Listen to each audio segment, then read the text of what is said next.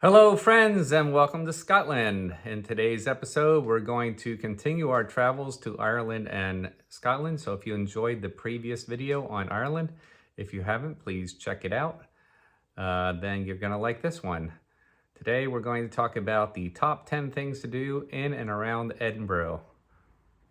And then we'll have another video coming up in a couple weeks on the Scottish Highlands. So please click that notification bell and subscribe to our channel so you can hear about it as soon as it gets published. So today, top 10 things to do in Edinburgh.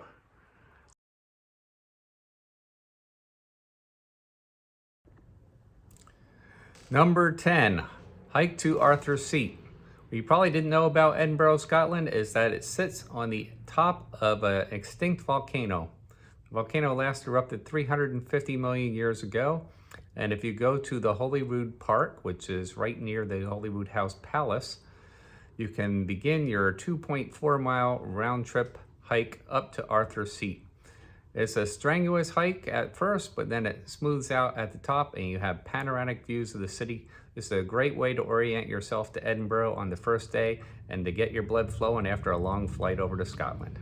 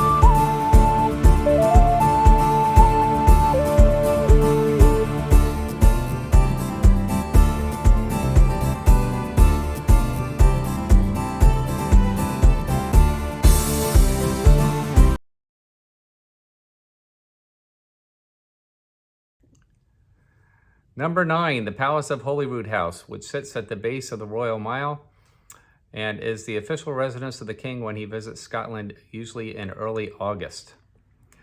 This castle dates back to the early 16th century. It was built by King John, and for £18 advance purchase, you can tour the historic apartments of Mary, Queen of Scots, and the state apartments.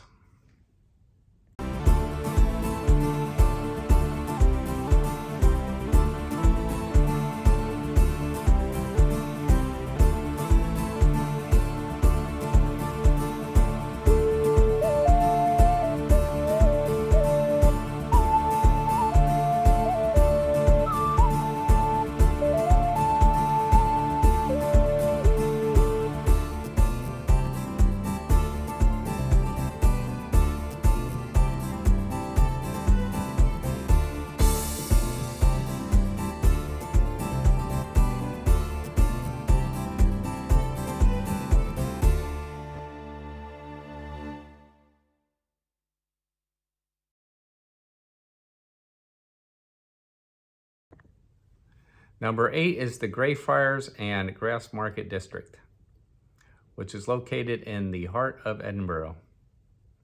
The first friars of the Observantine Franciscans settled in the Grassmarket district in 1453, and a kirkyard or cemetery was established around the same time. In 1601, the Greyfriars Kirk was built. It is built in the Survival Gothic style with Baroque elements.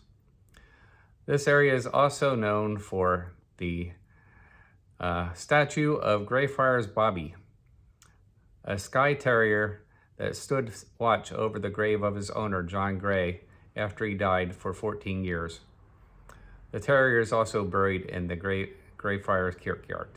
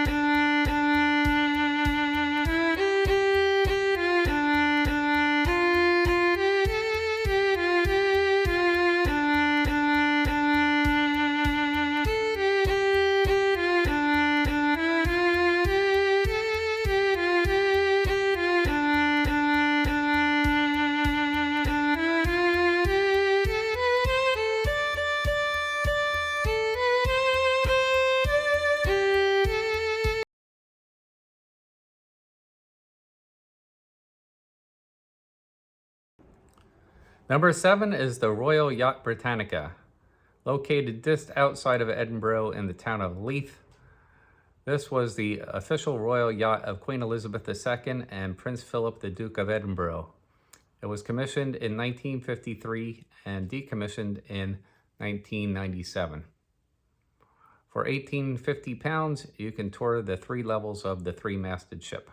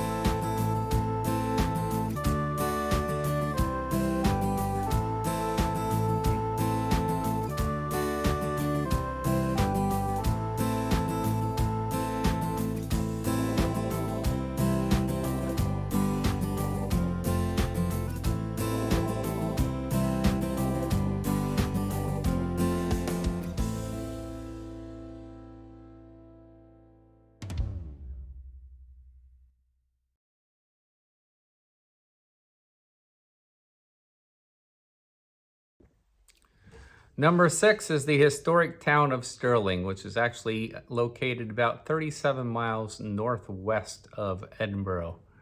However, this city is well worth exploring, as the Stirling itself occupies a narrow neck between the Scottish Highlands and the Scottish Lowlands. And it was said that Robert the Bruce said that whoever occupies Stirling can control the entirety of Scotland.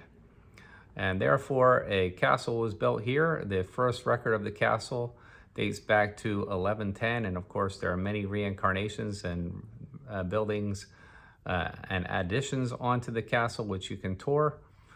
And it was here at the Old Bridge where in 1297, William the Wallace defeated the English as they were trying to cross the bridge. He left just enough of them cross, and then he attacked them.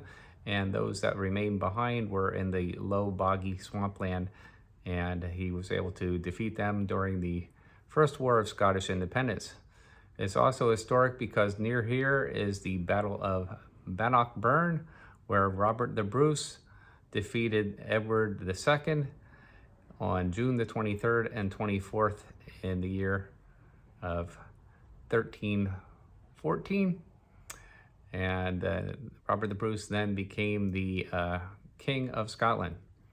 Also nearby Stirling is the Wallace Monument to celebrate the victory of William the Wallace and the First War of Independence for the Scottish. And you can climb up this monument for £11.30.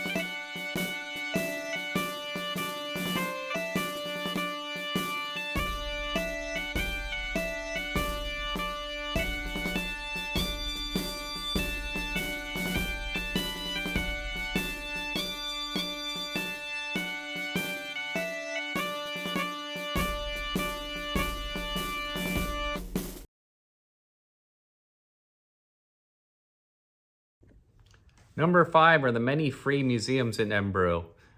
Most notably, the National Museum of Scotland, which is like a mini Smithsonian Institute where all the different categories of the Smithsonian are collected together in one building.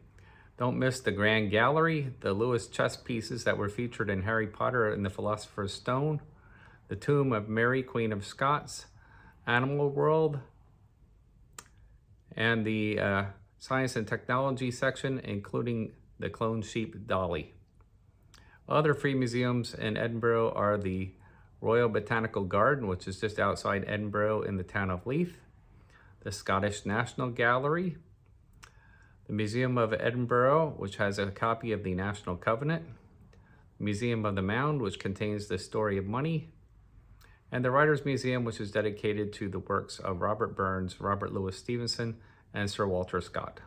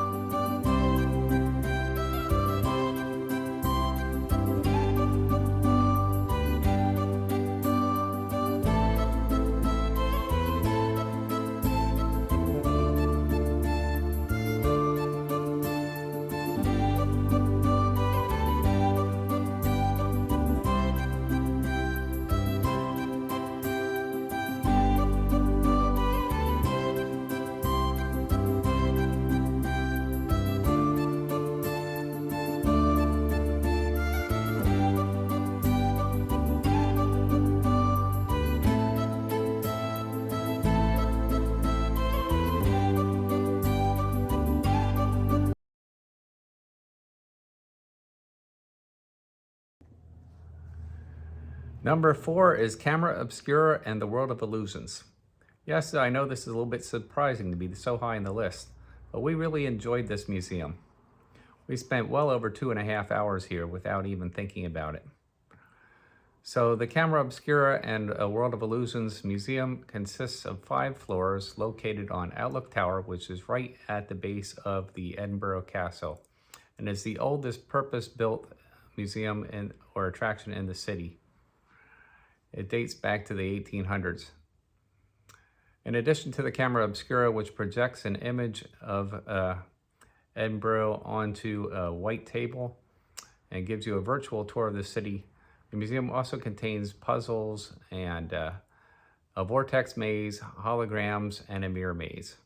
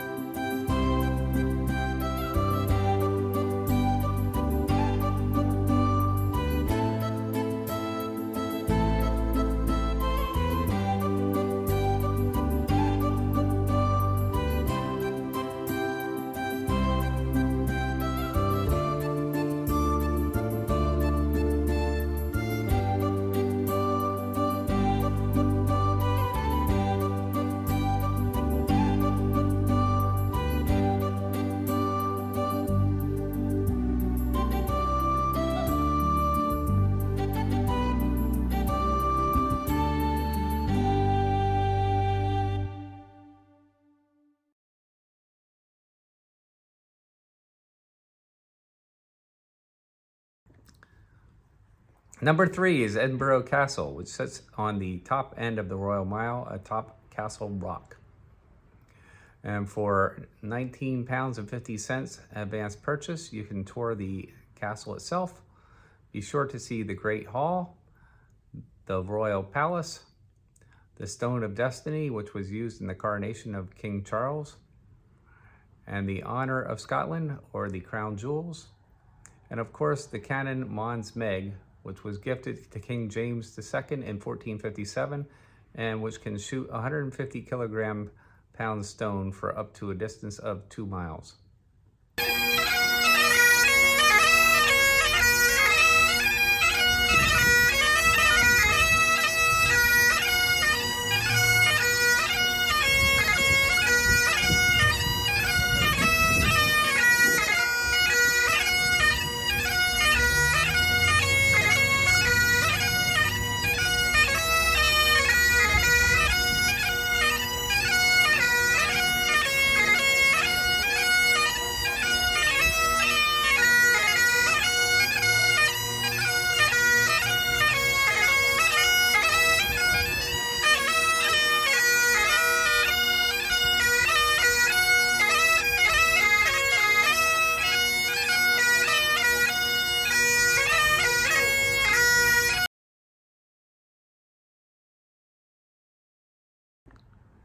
Number 2, be sure to walk the Royal Mile, which is actually a Scots mile in length, Scots mile being an archaic unit, which equivalent to about 1.2 US miles. Along the historic route, which connects Edinburgh Castle at the top of the hill to the Palace of Holyrood at the bottom of the hill, You'll encounter the Scotch Whiskey Experience, the Camera Obscura and World of Illusions, the John Knox House, St. Giles Cathedral and the Thistle Chapel, the Marcotte Cross, Real St. Mary's Close, the Museum of Edinburgh, and the Writers' Museum. You'll also have a lot of good places to go shopping and to get food.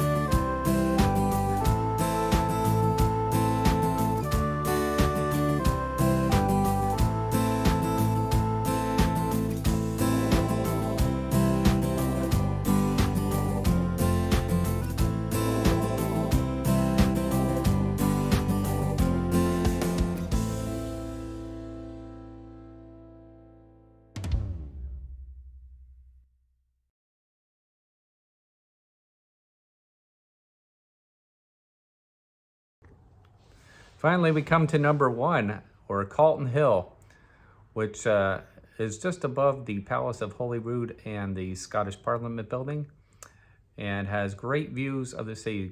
It's a good place to come for sunset or to end your tour of Edinburgh and just have a nice relaxing evening up top here. There are a number of monuments on top of Calton Hill, including the National Monument, which is the National War Memorial, the Nelson Monument, which commemorates Vice Admiral Horatio Nelson, the Dugald Stewart Monument, honoring the Scottish philosopher, the Old Royal High School, the Political Martyrs Monument, and the City Observatory. But this is a great place to get awesome views of the entire city. You can see the entire Royal Mile from here and Edinburgh Castle in the distance. It's just a wonderful place to hang out, have a picnic, and enjoy a sunset.